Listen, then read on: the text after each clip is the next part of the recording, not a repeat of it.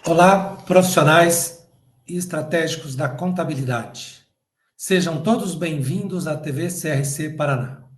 Eu sou o Alberto Barbosa, conselheiro efetivo do CRC Paraná, e hoje mergulharemos em um dos temas mais cruciais para a contabilidade atual, a reforma tributária e sua aplicação prática no setor imobiliário. O tema é estratégico e urgente.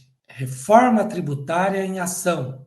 Como aplicar o planejamento tributário nas operações imobiliárias? Mais do que refletir e discutir legislação, esta aula propõe uma reflexão sobre como o planejamento tributário se consolida como ferramenta essencial de gestão, posicionando vocês, profissionais contábeis, como protagonistas das transformações no setor. E para liderar esta missão, temos uma especialista em destaque, Franciele Ferreira Rocha. Franciele é contadora com especialização em contabilidade imobiliária e holding e MBA em gestão tributária. É diretora executiva da Contimob, Contabilidade Imobiliária, e ministra treinamento técnico para outros profissionais. Franciele, seja bem-vinda e a partir de agora é contigo. Obrigada, conselheiro Alberto. Olá, pessoal, tudo bem com vocês? Agradecimento especial ao CRC Paraná, né, que sempre está promovendo a educação para profissionais contábeis. Agradeço pelo convite. Hoje nós vamos trazer de uma forma mais prática a reforma tributária. É um assunto, né, que tem circulado com grande frequência nas redes sociais, que muito tem se falado. E nós vemos que é disseminada também muitas informações falsas ou informações que não são de qualidade. Então, hoje eu vou trazer esse tema para vocês de uma maneira mais prática, de uma maneira mais leve e que facilite o entendimento de vocês. Como especialista na área imobiliária, eu vou trazer como oportunidade também para vocês, enquanto profissionais contábeis, de faturar com a reforma tributária no mercado imobiliário. Então, vamos lá. Bom, pessoal, qual que é a nossa ementa hoje, né? Que o conselheiro aí já leu. Então, a gente vai refletir esse planejamento tributário, né? Como que ele se consolida, como que o contador ele pode ter um olhar estratégico dentro da contabilidade voltada para a área imobiliária. Vamos falar um pouquinho de especialização no setor. A questão da especialização, se posicionar como especialista, o que é ser um especialista, né? Primeiro vamos partir daí. É você ter uma base geral sólida e conhecer com profundidade um segmento específico, né? Para ajudar o empresário da melhor forma possível com as melhores estratégias. E assim você consegue se destacar frente aos demais, porque conhece ali as entrelinhas, né, do setor, que não fica somente na teoria contábil. Então, quem trabalha hoje como especialista passa a conhecer de perto também todo o operacional. Então, você consegue linkar ali a parte contábil diretamente na operação diária do empresário. E com a reforma tributária, vai ser uma grande, excelente oportunidade a pessoa que se especializar. Então, se você ainda está na dúvida, né, se especializa ou não em alguma área, nós temos alguns regimes específicos na reforma, e eu falo que toda dor gera uma oportunidade, né? Então, a reforma tributária é uma dor muito grande, mas que tem muita oportunidade também, especialmente para nós, profissionais contábeis, né? Então, na atividade imobiliária, modelo societário, incorporação, loteamento, administração, que é as imobiliárias de fato, né? Construção civil. Então, dentro da área imobiliária, nós temos várias possibilidades para que vocês possam aplicar de forma correta o novo regime tributário e orientar os clientes de vocês. Dentro da Lei Complementar número 214 de 2025, que regulamenta a reforma tributária sobre o consumo, aproveitar, né, pessoal, que nós estamos falando sobre a reforma tributária do consumo, que é essa lei específica, nós estamos vendo em andamento o PL 1087 de 2025, foi aprovado pela Câmara, foi aprovado também pelo Senado, e com certeza será sancionado pelo presidente, né, que vai ser sobre a renda. E depois nós teremos também sobre a folha de pagamento. Hoje, especificamente, nós vamos falar do que já está valendo, que é a Lei Complementar 214 de 2025. Eu já fiz uma outra aula onde eu trouxe mais a teoria para vocês e hoje eu quero falar mais da prática, de cálculos de valores, como que nós, enquanto profissionais, podemos aplicar no nosso dia a dia e como nós podemos ajudar também os nossos clientes, né, com essa interpretação da legislação. Dentro da reforma, nós temos os regimes gerais que se aplica a todos do IBS e CBS, e nós temos ali um recorte para os regimes específicos, que o regime de bens imóveis é um deles, né? Então, todos os contribuintes seguem o regime geral. Nós temos os regimes diferenciados, que seguem as regras gerais, mas tem alguns ajustes pequenos ali de alíquotas e créditos. E nós temos os regimes específicos. O que são esses regimes? Eles seguem as regras gerais, tem ajustes de alíquotas, mas tem regras diferenciadas para apuração. Então, tem regras particulares. E um desses regimes é o regime de bens imóveis, que nós vamos falar hoje. E dentro desse regime de bens imóveis estão incluídos tanto o serviço de construção, como a administração e intermediação de negócios imobiliários, locação, alienação, cessão de direitos reais sobre imóvel, compra, venda, incorporação, permuta, loteamento, desmembramento. Então, a gente tem uma gama, né, de atividades aí que ficaram incluídas em um regime específico único. E quais são, né, as características principais? Primeiro, a regra própria para apuração de débitos e créditos. Nós temos alguns redutores, que são alguns pontos chaves, inclusive para a gente fazer a análise tributária para o nosso cliente, e regras complementares além desse regime geral.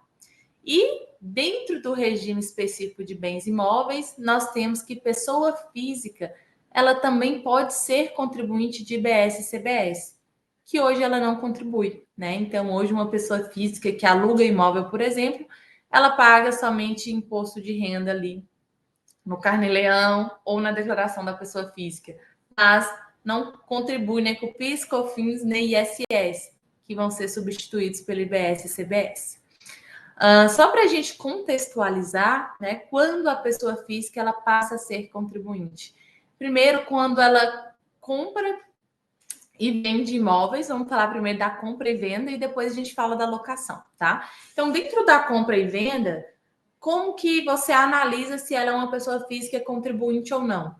Ela vendeu mais de 3 imóveis distintos no exercício, tá? Então, nós vamos parar, vamos analisar tanto o mesmo exercício quanto o exercício anterior. Mais de 3 imóveis são 4 em diante e lapso inferior de 5 anos entre compra e venda, né? Que caracterizam a habitualidade. Se comprou e vendeu dentro de 5 anos, você vendeu mais de 3 imóveis, vendeu 4 acima, você passa a ser contribuinte de IBS e CBS na venda, tá? Então, imóveis prontos que vão ser vendidos pela pessoa física. Fran, a pessoa está vendendo um imóvel que ele comprou tem 15 anos. Esses imóveis, eles não entram na contagem. Você pode vender ali 5 imóveis, desses 5, 3 imóveis eram antigos. Não entra na contagem. Vocês venderam 2 que foram adquiridos e vendidos no prazo inferior a 5 anos, correto? Na locação, a gente tem também 2 regras, tá? Então, a primeira regra é essa compra e venda de imóveis prontos. A segunda regra da compra e venda é quando você constrói para vender. E é só um imóvel. Então, se você construiu aquele imóvel, adquiriu o terreno, construiu, e você vendeu, né, dentro de 5 anos, você passa a ser contribuinte de BS e CBS. Então, segue a mesma lógica ali anual. Você analisa a venda de mais de um imóvel durante um exercício e você analisa a mesma regra no exercício seguinte. Você analisa o exercício anterior. Isso aqui, pessoal, é uma oportunidade muito grande para os contadores. Por quê? Pessoa física, né? A Receita Federal praticamente está obrigando eles a ter um acompanhamento mensal. Esse acompanhamento aqui, ele é mensal. Então, a pessoa tem que ter alguém para olhar, para acompanhar. Se ela vai passar de 3 imóveis distintos, né, dentre as regras que nós citamos ou não. Na locação de imóveis, nós temos 2 regrinhas. Vocês vão analisar o exercício anterior. No exercício anterior, a receita foi superior a 240 mil? Sim. Foi proveniente de mais de 3 imóveis distintos? Sim. Então, passa a ser contribuinte de BS e CBS para alocação de imóveis também. Lembrando que tem que ser cumulativa, tá? As 2 regras. Então, se a receita ela foi superior a 240, mas foi proveniente de 2 imóveis, ela não inicia o exercício como contribuinte. Então, em janeiro, eu analisei o ano anterior, só cumpriu uma regra, ela não inicia o ano como contribuinte. E dentro do mesmo ano, a gente começa a analisar. Então, suponhamos que ela iniciou como não contribuinte. E aí a gente vai analisando mensalmente. Aí chegou em determinado mês, ela excedeu 20% do limite, que é 240 mil, então isso seria 288 mil, de renda de locação, proveniente de locação, ela passa no mês seguinte a ser contribuinte de BS e CBS. Então, a partir daquele momento, ela vira contribuinte. Então, ela pode iniciar o ano como não contribuinte, se tornar contribuinte durante o ano e deixar de ser contribuinte novamente. Entendeu? Porque pode ser que ela tenha uma renda de 290 mil, ela excedeu 20% do limite, ela vai contribuir ali durante o resto do exercício, mas em janeiro a gente analisa o ano anterior, ela excedeu a renda de 288, mas foi só 2 imóveis, então ela não inicia automaticamente em janeiro. Perfeito? Lembrando que esse limite ele é atualizado mensalmente pelo IPCA. Então, neste momento que nós estamos conversando, não é mais 288 mil reais e nem 240 mil reais, tá? É um outro valor. Eu estou pegando o valor ali que tem na lei complementar para que fique fácil a compreensão, mas ele é reajustado mensalmente pelo IPCA. Perfeito? Vamos seguir. Quais que são as regras gerais de incidência, pessoal? A pessoa física, ela passa a apurar mensalmente BS e CBS.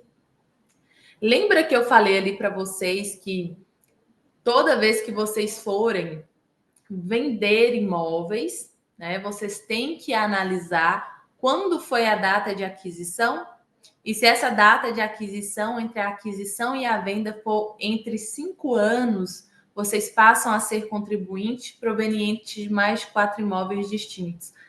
Só que cabe destacar que imóveis provenientes de doação, herança ou meação não alteram o prazo original da aquisição. Então, se você adquiriu um imóvel por meio de doação do seu pai e seu pai adquiriu esse imóvel há 15 anos atrás, para a contagem de fins de BS e CBS, vai ser considerada a data original de aquisição pelo seu pai e não a data que foi doada. Tá? Então, para fins de BS e CBS, seja doação, herança ou meação, é o prazo original. Nós falamos muito também, né, sobre a questão de contabilidade preventiva. Por quê? A pessoa física ela vai precisar de ter um acompanhamento. E nós vamos acompanhar essas pessoas físicas. Então, a contabilidade ela vai prevenir com que essa pessoa física ela não leve um susto, por exemplo, na declaração de imposto de renda e olhe para trás e fala: nossa, eu não sabia que eu seria contribuinte, né? E paga ali com juros e multa. Então, ela precisa ter esse acompanhamento, porque em determinado mês você seguiu as regras e você passa a ser contribuinte, você tem que ser contribuinte a partir daquele mês. Então, para que ela não fique prejudicada, porque tem muitos idosos, inclusive, que têm muito patrimônio, muito investimento, e que eles não sabem, né, fazer esse acompanhamento ou nem como fazer. E aí é que está o serviço contábil. Quero fazer aqui também alguns pontos que são importantes. Por exemplo, na pessoa jurídica, quando a gente fala de BS, CBS, a legislação ela não distingue se o imóvel é ativo imobilizado, se é estoque. Então, independente da classificação contábil, tá? A classificação contábil vai ser importante para fins contábeis, mas para fins de apuração de IBS e CBS, independente se é ativo imobilizado, se é estoque, se está ali para vender ou se é um imóvel para a própria empresa usar, segue as regras dos regimes específicos de bens imóveis. Inclusive, é uma oportunidade muito boa para o contador, porque uma indústria que ela tem um imóvel, independente se está no ativo imobilizado ou não, a classificação, essa indústria ela tem que seguir o regime específico de bens imóveis. De repente, o contador dessa indústria ele não está preparado, né, com a reforma tributária, não sabe as normas específicas do regime e você, inclusive, pode dar assessoria ali para o seu colega nesse sentido. Então, você começa a vender consultoria para grandes empresas que têm ali, de repente, patrimônio, opera até com outra atividade, mas tem bens imóveis. Se tem bens imóveis, regime específico, de repente, o contador que atende ali não domina. E você pode entrar nessa frente também. Então, vocês têm umas novas oportunidades aí, seja para a indústria, comércio, investidores que vendem imóveis próprios, imobiliárias, construtoras, incorporadoras. Então, nós sabemos que a construção civil, né, o mercado de construção civil, por exemplo, ele é muito amplo, muito grande, e a gente tem uma demanda por profissionais qualificados altíssima. Então, por experiência própria, né? A construção civil, muita contabilidade dela é feita ali bem mais ou menos só o básico. E nós estamos aqui justamente para poder entregar o que a legislação traz, né? Com conhecimento, com técnica e com ética. Vamos lá. Dentro da Lei Complementar 214 de 2025, nós temos a questão dos regimes, que é o regime de caixa e regime de competência. E eu trouxe isso aqui porque dentro da legislação a gente tem algumas alterações. E isso aqui pode confundir a cabeça de muitos de vocês, mas prestem atenção. Ó, o serviço de construção civil, ele vai ser regime de competência, certo? Porque o fato gerador ali vai ser no momento do fornecimento. Então, construção civil, regime de competência. Nós temos alienação e cessão de direitos reais, competência. Mas dentro da alienação e cessão de direitos reais, nós temos exceções para regime de caixa. Como, por exemplo, incorporações e parcelamento do solo vai ser conforme o recebimento da parcela, regime de caixa. Locação e administração de imóveis de terceiro, que são as imobiliárias, regime de caixa. Holdings, que fazem a locação, regime de caixa. Então, cada operação pode ter regime diferente. E atenção, eu estou falando para fins de IBS e CBS. Por quê? IRPJ e contribuição social continuam o mesmo regime que já segue. O que eu estou querendo que vocês enxerguem é que uma mesma empresa ela pode ter vários regimes dentro dela. Ela pode ter tanto caixa como competência.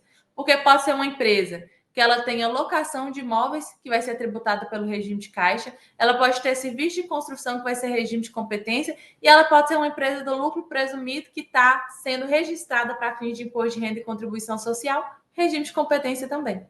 Então, a gente pode ter dois regimes dentro de uma mesma estrutura dessa empresa. Então, a gente precisa ter isso muito claro, porque para fins de IBS e CBS são regras novas, independe do regime que a empresa segue, tá? Então, a empresa, independente se ela registra as operações, o regime de caixa ou competência, nós estamos falando de fins fiscais, fins de tributação. Perfeito?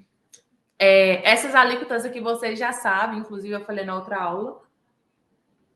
E eu trouxe aqui só para poder contextualizar, até mesmo para trazer para a nossa prática, né? Então, todas essas atividades que estão no regime específico de bens imóveis, nós temos uma redução de 50% da alíquota padrão. Essa alíquota ainda não foi divulgada, né? Então, nós ainda não temos ela. E na locação de imóveis, nós temos uma redução de 70%. Então, se a alíquota padrão é 28%, na alienação, incorporação e construção, nós teremos 14%, porque é redução de 50%. Na locação, que a gente tem 70% de redução, ficaria uma alíquota de 8,4%. Então, eles querem equilibrar ali a carga do setor, mas vão fazer, se ainda, alíquotas testes para verificar o quanto o fisco vai arrecadar, né, com esse regime de transição, com esse tempo de evolução. Um outro detalhe que a gente tem é a questão do redutor de ajuste. Eu quero, pessoal, que vocês prestem bastante atenção nessa questão aqui do redutor de ajuste, porque a gente tem uma oportunidade muito boa com esse redutor de ajuste, tá? Qual que é a finalidade desse redutor de ajuste? É compensar a ausência de crédito na aquisição de imóvel.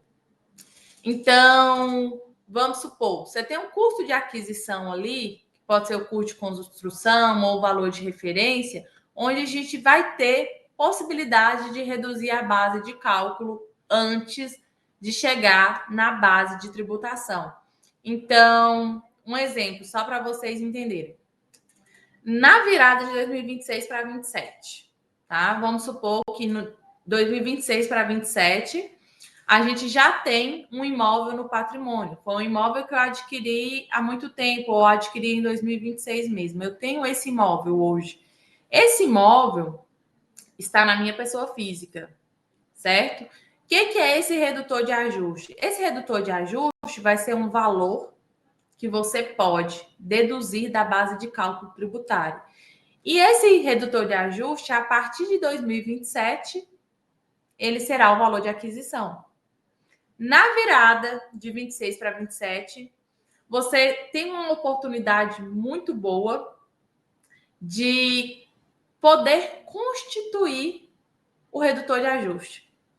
Como que vai funcionar essa constituição, né? Exemplo, tem uma construtora que tem imóveis em andamento, né? O estoque dos imóveis em construção. Então, qual que vai ser esse redutor de ajuste que pode ser constituído? Então, vai ser o valor do terreno, os custos de produção, as despesas diretas, tudo isso vão ser somado, né? Claro que todas essas despesas precisam ser comprovadas com documentos fiscais idôneos, atualizados, mas a gente vai conseguir constituir aquele valor de redutor de ajuste. E por que eu falo que é uma oportunidade muito boa? Eu vou dar um exemplo aqui que vocês podem, inclusive, aplicar já, tá? Então, suponhamos que eu, Franciele, tenho um imóvel na minha declaração por 300 mil reais. Só que esse imóvel ele vale R$1 milhão. Olha o que a gente pode fazer. Eu pego esse imóvel e eu integralizo na holding ainda esse ano, 2025. Vamos colocar 2026, tá? Para a virada ali. Em outubro, novembro de 2026, eu integralizei esse imóvel meu na holding. Eu não quis pagar ganho de capital, não quis atualizar o valor dele, ele foi integralizado por 300 mil reais. Só que na virada de 26 para 27, eu posso escolher o valor do meu redutor de ajuste. Eu posso constituir esse redutor de ajuste. E lá na legislação, eles falam que eu tenho a possibilidade de aplicar o custo de aquisição. Meu custo de aquisição é 300 mil reais. Eu tenho a possibilidade de aplicar meu custo de construção ou valor de referência. Qual que vai ser esse valor de referência? Esse valor de referência, pessoal, ele vai ser definido, né? Vai ter ali no Sinter ou Sinter, pela Receita Federal, e a gente pode utilizar, inclusive, o valor de referência. Eu integralizei por 300 mil. E eu vou querer constituir o meu redutor de ajuste pelo valor de referência, que vai ser o quê? 1 milhão em janeiro. Então, nessa virada, como eu integralizei meu imóvel por 300 mil e em janeiro eu consigo constituir meu redutor de ajuste em 1 milhão, se eu vender esse imóvel por 1 milhão, 1 milhão menos meu redutor de ajuste, que é 1 milhão, eu não vou ter IBS e CBS a pagar. Então, isso é uma estratégia que pode ser aplicada para que vocês não tenham IBS e CBS a pagar. E isso só vai acontecer uma vez, que é na virada de 26 e 27, para quem já possui imóveis, tá? Então, a gente pode e tem essa oportunidade, tá? Porque lá na legislação fala. Desculpa. Então, o que inclui ali no valor do redutor de ajuste? Além do custo de aquisição, né? A gente pode colocar ITBI, pode colocar Laudemio, pode colocar contrapartidas urbanísticas, né? Que você gastou ali para aquele empreendimento imobiliário. Só que vamos supor que o custo de aquisição mais esses extras ainda é inferior ao valor de referência de mercado. Nós vamos constituir o nosso redutor de ajuste pelo valor de mercado. Vamos ver isso na prática?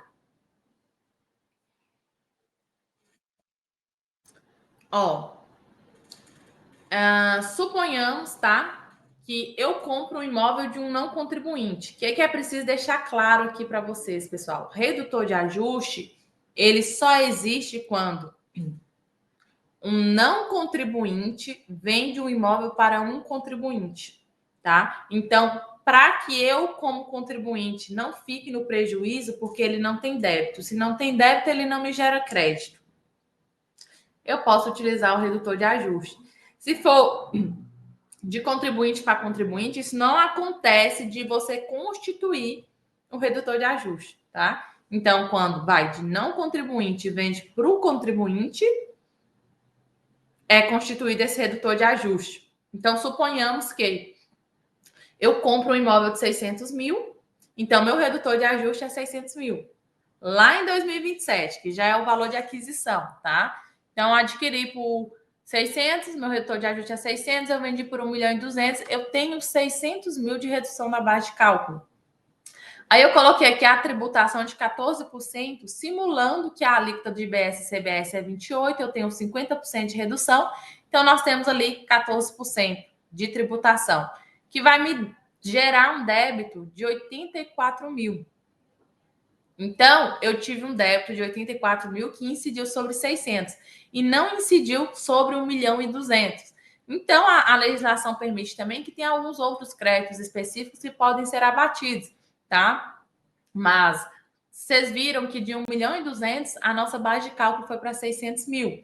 E se eu pego esse imóvel que eu comprei de um não contribuinte e eu vendo para uma pessoa que é contribuinte de IBS e CBS, ou empresa, né, que seja, não precisa ser uma pessoa. Eu não gosto de falar em física e jurídica mais, eu gosto de falar em contribuinte e não contribuinte.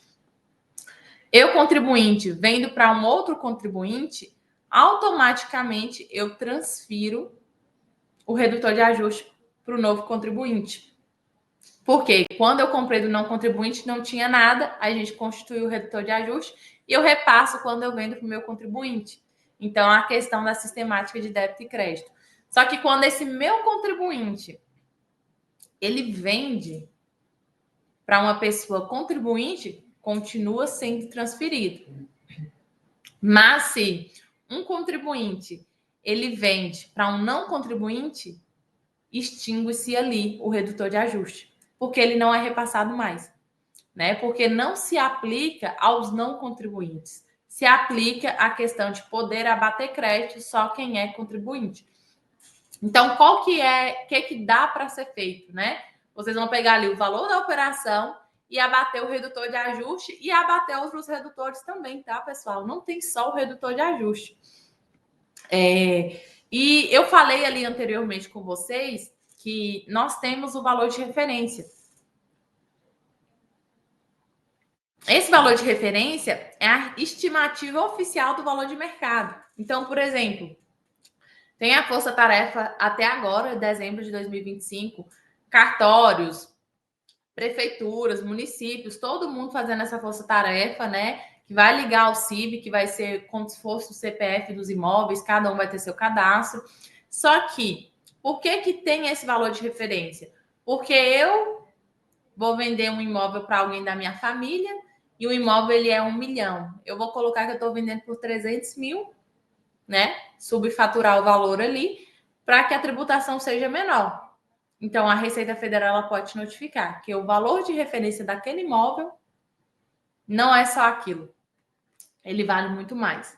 Então, seria uma fraude ali, né, em questão de valor de referência. Inclusive, esse valor de referência ele pode ser impugnado administrativamente. Esse valor de referência vai ajudar muita gente, né? Mas se você discordar, você pode contestar esse valor, né? Então, esse valor de referência, inclusive, ele vai ser utilizado para fixar o redutor de ajuste, que vocês viram ali, que eu acabei de apresentar para vocês, que ele pode ser utilizado para poder constituir o redutor de ajuste. A gente pode utilizar esse valor de referência.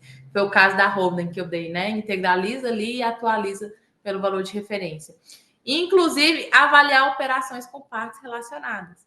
Então, essa questão do valor de referência, ela é uma questão que vai trazer muita segurança e muita transparência, principalmente para a fiscalização, né? Que vai ficar muito fácil ali de auditar se o contribuinte ele está querendo fugir de tributação, certo?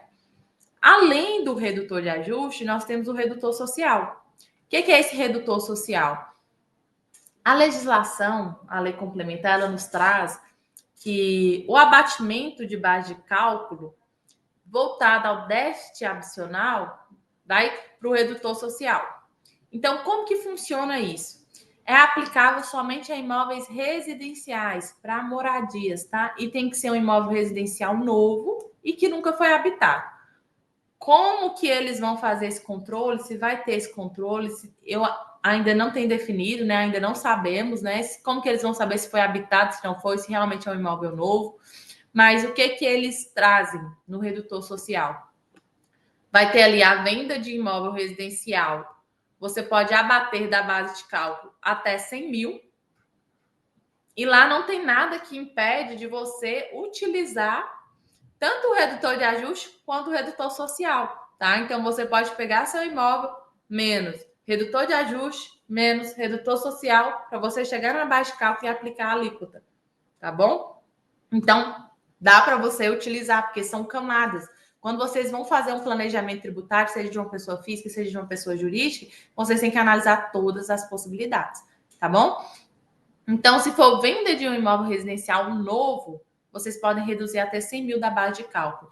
A legislação, ela não traz que é proibido utilizar limitação de renda ou quem são especificamente que pode utilizar. Então, se aplica a todo e qualquer imóvel residencial novo e nunca habitado para quem é contribuinte, tá? Então, não tem uma especificidade de quem pode utilizar no sentido de ser pessoa física, ser pessoa jurídica, mas desde que seja contribuinte de IBS e CBS, tá bom? Então, venda de lote residencial, todo e qualquer lote é venda, é novo, até 30 mil reais você pode abater da base de cálculo. Agora, essa locação residencial, a gente tem ali uma previsão de 600 reais. Eu coloquei mensais aqui porque deduz-se que vai ser mensal, mas precisa de um esclarecimento maior aí do comitê gestor do IBS-CBS sobre esses 600 reais que serão mensais. Mas vocês viram que na locação residencial, a pessoa física ela pode passar a ser contribuinte, né? Então, ela pode passar a ter que pagar IBS e CBS que ela não pagava, se for superior a 240 mil provenientes de mais de 3 imóveis distintos, ou se extrapolar 288 mil, né, de imóveis destinados à locação no exercício, independente se é 1, 2 ou 3. Então, ela passa a ser contribuinte. Só que na locação residencial, a gente consegue abater 600 reais, que até o momento é entendido por imóvel e mensal. Então, é um outro redutor que nós temos, que quando vocês forem fazer a comparação, compensa ser física ou compensa ser jurídica, vocês têm que lembrar de colocar esse redutor de 600 reais mensal na conta, tá? Então, vai pegar o valor do aluguel ali, quantos aluguéis tem, é residencial, é comercial. Lembrando que a pessoa pode ter, pessoal, 10, 20, 30 imóveis. Vocês vão olhar apenas aqueles que são destinados à atividade de locação. Porque se a pessoa tiver 30 imóveis na pessoa física, mas não tiver alocado, eles não estão sujeitos ao IBS-CBS, tá? Não é pela quantidade de imóveis que possui, mas pela quantidade de imóveis destinada ao aluguel. E esse valor, ele não é acumulável e nem ressarcível. Por que eu falo isso? Você vende um imóvel, um lote novo. Vamos colocar um imóvel residencial, um lote novo. A gente tem ali no imóvel residencial até 100 mil de limite de abatimento de base de cálculo. Ah, mas o meu imóvel, eu estou vendendo por 90 mil reais. Então, eu vou ficar com 10 mil de crédito. Não, ele não é ressarcível. É até 100. Se você usou 90, acabou. E ele é utilizado uma única vez por imóvel. Só quando ele é novo, né? Até porque você vendeu, presume-se que alguém vai morar ali. Mas eu comprei um imóvel novo, eu não habitei no imóvel, eu vou vendê-lo novamente. Não se aplica. É uma única vez, né? Basicamente ali para quem construiu ou porque vai ser a primeira moradia, né? Então tem que ser imóveis nunca habitados. E esse valor também que eu estou falando para vocês nesse exato momento já foram atualizados pelo IPCA e provavelmente é um pouquinho a mais, tá bom? Mas na legislação traz essa questão. Outro detalhe importante, pessoal, permuta, tá? Permuta não tem incidência de IBS e CBS sobre permuta. Nós já tivemos tantos litígios a respeito de permuta, né? Então, muita briga sobre a questão de permuta. Mas se tiver torna, então permutou um imóvel no outro, é só uma troca. Não há que se falar em IBS e CBS. Mas se tiver uma torna, que é essa diferença financeira ali, aí sim tem incidência sobre a torna de IBS e CBS, tá bom? Operações gratuitas ou abaixo do valor de mercado podem ser ajustadas com base no valor de referência, que é o que eu expliquei para vocês. A Receita Federal ela pode notificar vocês, por exemplo, o valor desse imóvel ele não está condizendo com o valor de referência. Então, pode ter essa notificação para que seja feito esse ajuste, né? Trazendo aqui também um recorte especial para locação temporária de curto prazo, que é a Airbnb, entre outras, né, que são por temporada, é tratado como hotelaria. Então, não tem deduções de base de cálculo, não tem redutor de ajuste, não tem redutor social. Locação temporária se caracteriza como se hotelaria fosse, tá? A alíquota não é 50% nem 70%, ela é 40%, ela é menor. Regime de competência, locação é regime de caixa. Então, aqui já é regime de competência. E o hóspede, ele não tem direitos a crédito, né? Parece injusto? É injusto. Mas a legislação não trouxe direito a crédito, né? Mesmo que o locador ele tenha débitos ali, tenha pago débito sobre a operação, o hóspede, ele não tem direito a crédito. E também não tem dedução de IPTU nem de condomínio, que são deduções permitidas na locação. Perfeito? Nós teremos também, pessoal, a DERE, né? Ainda não sabemos como se pronunciar. Mas vai ser uma nova obrigação acessória criada para os regimes específicos de imóveis, né? Seria a declaração eletrônica de regimes específicos. O que é essa DERE, né? Essa declaração? A partir do ano que vem, vão ter alíquotas testes em destaque nas notas fiscais. Locação não emite nota, nem é obrigada a emitir nota, né? Eles são dispensados de nota fiscal. Mas aí vai ter uma nova obrigação acessória, que vai ser essa aí, que vai substituir esses documentos fiscais em operações imobiliárias, onde a gente vai colocar todo o detalhamento de evolução da cadeia, tá? Então, questão de abatimentos, redutores, deduções, o que está sendo utilizado ou não. Como vai funcionar, ainda não sabemos, tá? Tem uma previsão, né, para que essa declaração ela seja implantada no próximo ano, que começa as alíquotas testes do IBS e CBS, mas ainda não podemos dar certeza de nada, tá? Vamos aguardar aí os próximos capítulos, mas é uma certeza que nós vamos ter que ter essa declaração. Porque os contadores, eles perguntam muito, os clientes vão perguntar muito, vocês, fiquei sabendo que o proprietário que aluga imóvel vai ter que emitir uma nota fiscal agora. Não tem previsão de emissão de nota ainda, tá? Por enquanto vai ser essa declaração específica que nós teremos que entregar. Pessoal, vamos lá. Vocês conseguem aumentar um pouquinho o slide na tela toda? Isso, vamos lá. Só para que vocês consigam entender melhor e ficar um pouquinho maior a questão da análise tributária geral na prática. Uma coisa que vocês precisam ter em mente, pessoal, é que vocês têm que orientar os clientes a olhar o fornecedor deles, tá? Porque agora você vai ter que chamar seu fornecedor para a mesa e negociar, porque senão um vai empurrar o IBS e CBS no outro e não vai ficar legal. Vai vir litígio, vai vir briga, quebra contratual, enfim. Eu trouxe uma análise tributária aqui que vocês já podem, inclusive, aplicar isso e começar a trabalhar com isso, que é um dos pilares do planejamento tributário da reforma. Um dos pilares do planejamento na reforma tributária é essa análise na prática, tá? Então, o que acontece? Hoje, muito se fala em vai me dar crédito, não vai me dar crédito. Eu vou contratar o fornecedor, qual regime que você está, qual regime que você não está, né? Então, quanto que eu vou cobrar, quanto que eu não vou cobrar, qual que vai ser meu preço, qual que não vai ser meu preço. Então, dentro do fornecedor, nós temos ali duas possibilidades. Acho que eu vou até apresentar esse slide aqui primeiro, que vai ficar mais fácil de vocês entenderem. Tá, vamos supor que o fornecedor ele vende ali 200 mil reais para você, tá? Isso aqui, pessoal, eu estou falando de regimes específicos de bens imóveis, vocês podem aplicar para essa análise serve para toda e qualquer operação, tá? Dentro da atividade de vocês aí. Essa análise ela vai precisar ser feita, tanto que eu trouxe uma análise bem geral, né, para ajudar quem também não trabalha só com a área imobiliária. Vamos lá. Você adquire ali 200 mil do fornecedor.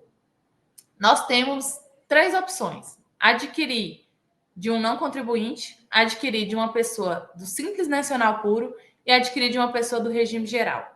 O não contribuinte, ele não tem débito de IBS e CBS, consequentemente não tem créditos para mim. O Simples Nacional Puro, ele tem um débito de 4 mil, então ele vai me gerar um crédito de 4 mil.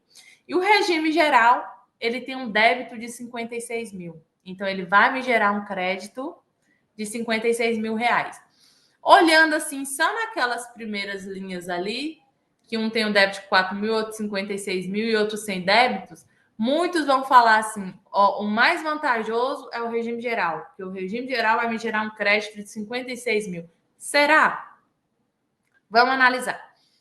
Olha, se você, vamos supor a seguinte operação, tá? Você compra de 200 mil do seu fornecedor, nós vamos ter as 3 possibilidades de fornecedor ali, você vende por 350 mil para uma pessoa que não é contribuinte de IBS e CBS, só para facilitar o exemplo aqui, tá? E aqui não estou aplicando questões de reajuste, só para vocês entenderem como vocês devem aplicar. Inclusive, o que eu falei? Eu estou trazendo de uma forma generalizada, porque isso serve também para quem atua em outra área. Tá. Então, se você adquiriu, vamos pegar aquele primeiro quadrinho ali de não contribuinte e vamos descer ele junto comigo. Então, você é não contribuinte, adquiriu de um fornecedor não contribuinte, ele não tem débito, ele não gerou crédito para você. Desses 350 mil que você está vendendo, você vai aplicar 28% de IBS e CBS, uma suposição, tá? Supondo que a alíquota seja 28%, tá? Então, 350 mil vezes 28% seria 98 mil. Então, o seu cliente que está comprando de 350, ele vai pagar 350 mais 98, porque 98 vai estar destacado na nota ali de IBS e CBS. Então, o adquirente, ele vai te pagar 448 mil reais. E você, desses 448, você vai ter um débito de 98 mil, que você recolhe para o governo. Se for split payment, suponhamos que se for, tá, split payment, esse valor já vai ficar retido e você vai receber o líquido, né? Lógico que vai fazer a compensação, a apuração, ver se você tem outros créditos ali. Mas se não tiver split payment, tá? Como que seria essa operação? O seu adquirente pagaria 350 mil mais 98, ele pagaria 448 mil para você. Você teria um débito a pagar de R$ 98 mil e geraria um crédito, né? Se o seu adquirente fosse contribuinte. Se ele não é contribuinte, não tem crédito. Ok. Então, você vai pagar ali R$ 98 mil de débito de IBS e CBS no não contribuinte. Se é um Simples Nacional puro, porque vai ter o Simples Nacional que vai poder ser parte dentro da guia do DAS ali, normal, e parte que é relacionada a IBS e CBS, recolhido de forma separada.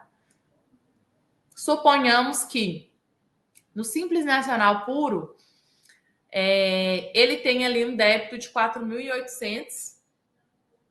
Você vai pagar para ele 200 mil, Fran, mas não é 200 mil mais 4.800? Não, porque no Simples Nacional, no puro, tá? Tô falando do puro, porque vai existir o híbrido depois. No Simples Nacional puro, os impostos já estão incluídos dentro da nota fiscal. Se a nota fiscal é 200 mil, o valor é 200 mil, você paga 200 mil e ele vai recolher o imposto dele depois dentro desses 200 mil, né? Então, você vai pagar só 200 mil, você desembolsa 200 mil e vai ter o crédito, que é pequeno, de 4 mil reais que está ali dentro da nota, certo? E vamos supor que você vai vender pelos meses 350, vai aplicar os 28%, o seu adquirente vai pagar 448 mil, você vai recolher 94 mil, porque você tem um débito de 98, mas você tem um crédito porque você adquiriu de um Simples Nacional puro que te gerou um crédito de 4 mil. Débito menos crédito, você vai pagar 94 mil de IBS e CBS. Ok, então no primeiro exemplo a gente teve um débito de 98, no segundo débito de 94. Terceiro exemplo, um regime geral. Ele tem um débito de 56 mil, tá? Então, você vai desembolsar quanto? 256, porque é destacado, né? O valor 200 mil mais 56 mil por fora. Então, você vai pagar 256 mil e, consequentemente, você tem um crédito de 56 mil. Gente, esse crédito, vocês precisam entender que não é um benefício do governo. Você está pagando na cadeia. Então, você está desembolsando 256 mil, 56 vai ficar de crédito para você, né? Então, o seu adquirente vai comprar ali por 448 mil também, né? Você vai ter um débito de 98, mas você tem um crédito de 56. Então, quanto que vai ser o seu débito final? 42 mil. Você vai pagar 42 mil. Só que você está pagando 42 mil agora. Mas quando você adquiriu lá do regime geral, você tem um débito de 56 mil. 56 mil mais 42 vai dar os 98 mil. Nesse caso aqui, por exemplo, o Simples Nacional puro, ele seria a melhor opção. E não necessariamente o regime geral, que vai gerar mais crédito. O que eu quero trazer para vocês de visão aqui, nem sempre a geração de crédito significa que vai ser mais viável. Lembrando que toda essa simulação, estou imaginando aqui, né, que já tem, nós estamos em 2033, então já está 100%, né, estamos em 2033, 100% consolidada a reforma. Mas essa análise, vocês vão ter que fazer 5, 6 vezes. Então, toda vez que for aumentando a letra de BS e CBS, vocês vão fazer o proporcional de análise para que você oriente, cobre por isso, faça consultoria, faça análise tributária, tá? Para o seu cliente. Então, olha, qual que é? Pega ali a lista dos fornecedores, quem são os maiores fornecedores, os valores que esses fornecedores cobram. Se vocês não fizerem isso, gente, o fornecedor preguiçoso, que ele te cobra 200 mil ou 230 mil, ele não vai mudar o valor. E ele vai colocar IBS, CBS para você arcar. Então, por exemplo, hoje eu tenho uma despesa muito alta, eu não estou entendendo nada de reforma tributária, não estou me atualizando, meu preço era 50 antes da reforma, vai continuar 50 reais depois da reforma. Lembrando que o IBS e CBS é destacado por fora, então você vai assumir o imposto dele, que é um outro detalhe que vocês precisam orientar seus clientes a colocarem nos contratos de prestação de serviços, por exemplo, inclusive de serviços contábeis seus também, tá? Já tenho no meu, que o valor pactuado é o valor líquido de tributos, porque vocês podem ter essa margem para ajustar. Fran, mas isso significa que eu vou repassar meu imposto para ele? Não, não significa que você vai repassar, mas você tem uma segurança jurídica maior, porque pessoal que vai vir de litígio por causa de quem é que vai assumir esse custo, né? Esse aumento tributário, principalmente para empresas que prestam serviços.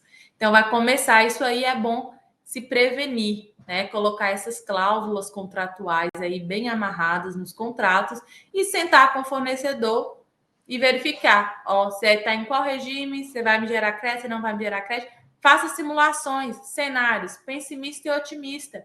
Pessimista, alíquota de 26,5%, otimista, 28,5%, pessimista, 28,5%, otimista, 26%. Faz, entendeu? Com as alíquotas essas simulações, porque tem muitas empresas que nem é do meu ramo, mas que vai ajudar vocês, que são indústria, que são comércio, que são farmácia, que tem custos altíssimos, que tem estoque altíssimos, né? Então, esse momento aí é o momento de sentar, revisar, analisar e fazer consultoria. Muita consultoria e planejamento tributário, tá bom? Eu voltei o slide aqui que eu tinha colocado anteriormente para vocês entenderem a questão do que eu falei para vocês. Imagina um fornecedor preguiçoso que ele vai te repassar o valor, né? Ele não vai ajustar nada. Vamos ali, o fornecedor no regime atual. Ele, suponhamos, tá? Isso aqui é suposição, pessoal, que ele tenha 50 mil, o valor de venda é 50 mil, 10.325 é imposto, ele tenha um valor líquido de 39.675, que ele tenha um custo sobre essa operação de 15 mil reais. O lucro dele é 24.675. Esse fornecedor ele não quis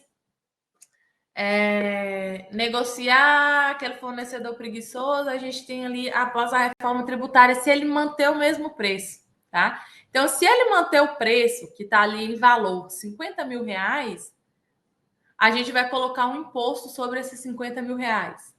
Vai dar 14 mil reais.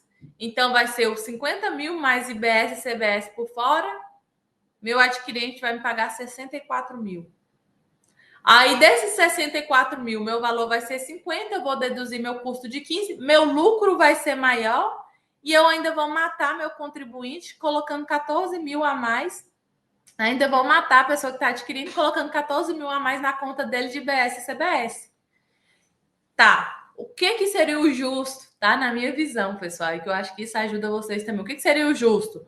Peraí, qual que é meu lucro? 24.675. Certo. Qual que é o meu valor líquido hoje de tributos? Então, eu tenho um valor bruto de tanto, meu valor de tributos, líquido de tributos é X. Então, o valor líquido ali é 39.675. Para equilibrar as partes, vocês têm que começar a calcular a partir do valor líquido. Então, ali na terceira casinha, a gente tem valor líquido 39.675 mais impostos, que deu 50.784, e ele vai ter o mesmo lucro que ele tinha antes. E o meu fornecedor, que é meu adquirente, né, no caso, a gente venderia por 50 mil, passou para ele somente 784.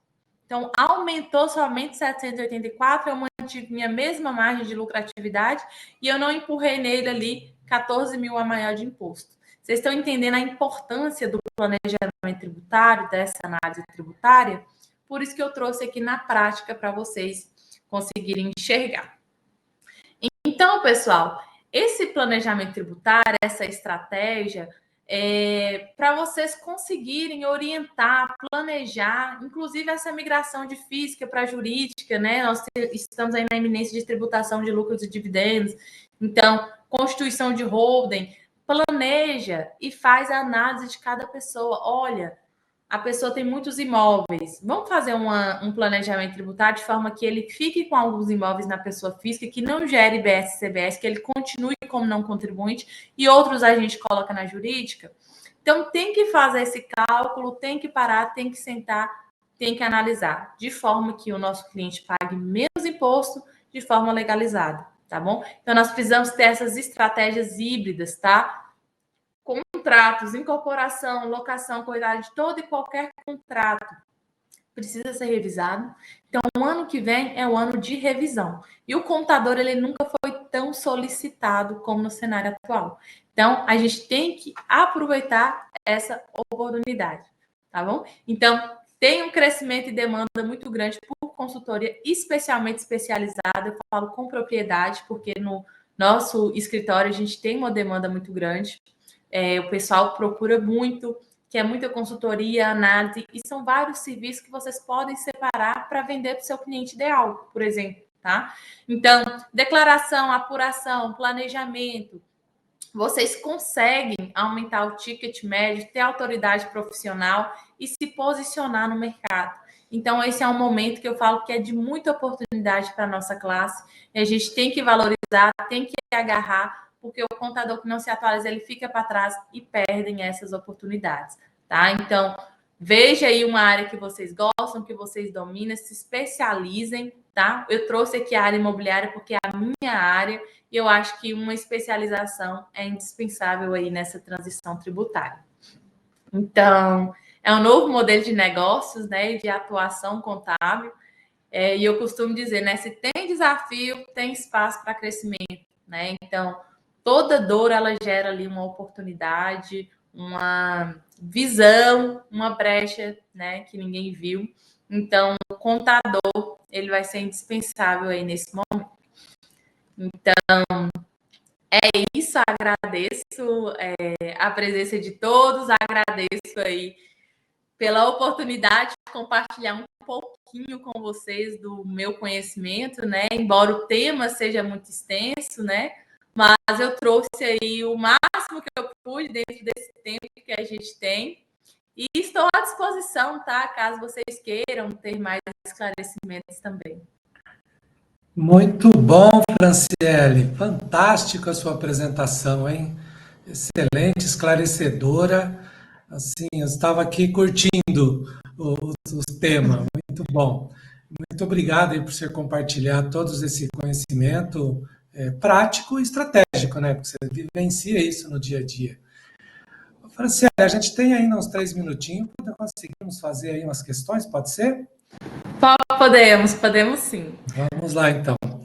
Então, a reforma tributária, Franciele, ela representa uma transição imensa, né? Enorme. Sim. Para nós contadores já atuantes e tanto para aqueles talentos que estão ingressando na área, isso é fato, né? Na sua visão, qual é o equilíbrio ideal entre o domínio do modelo tributário atual e a imersão total no novo sistema IBS-CBS? Seria um erro estratégico abandonar completamente o conhecimento do velho sistema, considerando as complexidades do período de transação e a gestão de passivos? Vamos lá, pergunta boa, hein, conselheira Alberto? Pessoal, o que acontece muito é que tem pessoas, tem contadores que eles não sabem o básico, eu falo feijão com arroz. Então, gente, o feijão com arroz, ele vai te dar base para tudo, porque a reforma tributária, ela tem um período de transição até 2033. Então, durante esse período de transição, você precisa sim saber a atual e o novo. Então, vocês não precisam não tem que deixar de estudar o modelo atual. Inclusive, quem entende o modelo atual tem uma facilidade imensa de interpretar a legislação e aplicar a prática do modelo novo, porque vocês sabem como funciona. Então, quem está ingressando agora, se quiser ir para uma área específica, por exemplo, estude, pode ser concomitante, um modelo e outro, mas vocês têm que saber, pessoal, o geral, o básico, que é a base que está agora e ainda vai permear por muitos anos, precisa ser estudado, precisa ser analisado, precisa ter essa prática contábil. Muito bem. Na sua palestra, obrigado, Franciele. Na sua palestra, você enfatizou que a reforma tributária eleva o contador ao papel de protagonista e que a especialização é diferencial. Isso ficou muito claro para mim. E para aquele colega, aquele contador que atua na consultoria e na formação de profissionais, a pergunta é: qual é o maior desafio cultural e de mentalidade que o profissional contábil precisa superar para transitar de um papel reativo e declaratório para um consultor estratégico e proativo, capaz de oferecer soluções de alto valor que realmente gerem valor real e conecte-se com os sentimentos alheios de seus clientes? Vamos Fundo lá! nessa aí. Foi lá no fundo! Ai, que eu vejo, tá? Na minha visão, assim, um contador, ele não tem um perfil muito comercial. E eu falo que quem tem um perfil comercial, e o perfil comercial você não precisa nascer com ele, tá? Você desenvolve também. Então, o comercial, ele é o básico para qualquer profissão. Qualquer. Seja medicina, contabilidade, enfermagem, odontologia, engenheiro, vocês precisam conversar, vocês precisam lidar com clientes. Então, eu acho que tem muitos contadores que são excepcionais, operacionalmente falando, que domina muito, que sabe fazer acontecer, mas ele não sabe se promover, ele não sabe vender para o cliente. Então, eu acho que vocês têm que sair um pouco da questão de só fazer e se posicionar mais. Hoje nós temos redes sociais, já tira um print aí aqui que nós passamos da aula do CRC do Paraná, posta que vocês estão atualizando, para os clientes verem que vocês estão estudando, que vocês estão à frente, que vocês buscam informações. Então, vocês precisam estar ativos, precisam estar mostrando e precisam ter esse perfil. Ah, mas eu não consigo. Consegue. Consegue. Eu acho que é treino, eu acho que vocês estão num momento de muita oportunidade. Se vocês querem agarrar essas oportunidades, vocês precisam ter essa lida com o cliente, sabe? De conversar, de explanar, de explicar e trazer eles para perto de vocês, no sentido de eu estou aqui para te ajudar, né? Eu não sou seu inimigo e eu tenho conhecimento, técnica para poder fazer isso para você. Então, eu acredito que é trazer esse perfil mais comercial. Muito bom. E aí vale lembrar também, Franciele, que lá no TV CRC Paraná tem vários vídeos gravando falando da área comercial, né? Não ensinando como vender, mas te dando essas dicas e oportunidades. Eu acho que esse é um grande mercado que nós estamos aí, oportunidade de explorar, né? E acho que a grande oportunidade, não, mas é uma das maiores oportunidades que surge para o contador com essa reforma tributária, né? Porque apesar de parecer tão complexa, e não é tão fácil nessa transição, mas depois ela vai simplificar e aí vale o trabalho nosso, que eu vejo que a gente vai desenvolver o trabalho do contador, né? Que não é aquele de ser reativo, de estar cumprindo prazos, fazendo guias tão somente, né? Isso é muito importante. E a gente tem mais... essa visão, né, conselheiro Alberto, que o contador ele trabalha para o fisco, né? Não trabalha para ele. Eu tenho mais algumas perguntas, mas a Sibeli já está me cutucando aqui, que ela está na retaguarda e fica falando que o horário está se acabando, né? Para a gente finalizar, considerando os desafios e as oportunidades para o profissional contábil, que sua apresentação deixou isso muito claro, está bem delineado isso lá na apresentação. Que mensagem de inspiração e ação você deixaria aos contadores que, assim como eu, buscam melhorar sua performance profissional e o entendimento aos interessados, mas que talvez ainda olhem a reforma tributária como receio, desejando acreditar no potencial limitado e priorizar o longo prazo nesta nova era da contabilidade? Uma mensagem final aí. Então, pessoal, assim, a mensagem ela é simples, né? Não espere a reforma estar acontecendo de fato, né, para se adaptar. Vocês têm que se antecipar e liderar o movimento. Então, a antecipação, a busca por conhecimento, porque conhecimento é algo que ninguém tira de vocês. Então, a partir do momento que vocês estudam, vocês buscam conhecimento, vocês se posicionam, vocês conseguem evoluir como contador, como pessoa. Então, eu sei que tem muito contador que tem vontade de empreender, né? Provavelmente tem vários assistindo a live aqui agora, e talvez seja essa a oportunidade de vocês, né? De colocar um pé à frente, de tentar arriscar um pouco mais. Se for me perguntar, eu sou uma pessoa que arrisca muito, né? Gosto de empreender. Então, eu acredito que precisa disso, tá? Mesmo se vocês não forem empreender, vocês trabalhem em escritório contábil, tentem ser o melhor, tentem se destacar na sua área, para vocês poderem crescer, né? E ter liberdade econômica, financeira. Então, eu acho que o importante é isso, é vocês trazerem um pouquinho da vergonha para o lado, né? Vamos dizer assim, e colocar mais a cara. Que bom, muito bom. Muito obrigado pelas suas contribuições, Franciele. Isso mesmo, acho que nós precisamos ter mais coragem, né? Sair de Sim. trás da mesa, assim, ir mais à frente, estar mais, sendo mais proativo todo momento, né? Antecipar aquilo que o cliente está vendo lá na frente. E a grande oportunidade, né? Ou seja, se nós olharmos o mercado imobiliário brasileiro que ocorreram nos últimos anos e o crescimento que vem, e o volume de pessoas físicas que vem fazendo negócio, nós temos aí um grande mercado de trabalho, especialmente nesse tema que nós estamos discutindo aqui. Nós estamos falando nem da reforma tributária ampla, né? Somente desse tema, né? Muito bem, Franciele. Se tem mais alguma observação, podemos caminhar para o encerramento? Podemos encaminhar para o encerramento, que senão a gente for falar, a gente fica aqui muito tempo, né? Bastante assunto. Isso, Mas muito podemos bom. seguir. Então tá joia. Bom, pessoal, com essas valiosas reflexões e nós encerramos mais uma manhã de muito aprendizado da Escola Técnica do CRC Paraná. Vamos juntos replicar e aplicar os conhecimentos e fortalecer a contabilidade paranaense. Então, conto com vocês para que a gente possa desenvolver mais ainda nós, contadores do Paraná e do Brasil. Curta e compartilhe e inscreva-se no canal. Seu apoio é fundamental para continuarmos trazendo conteúdos de excelência. Conselho Regional de Contabilidade do Paraná. Siga este conselho.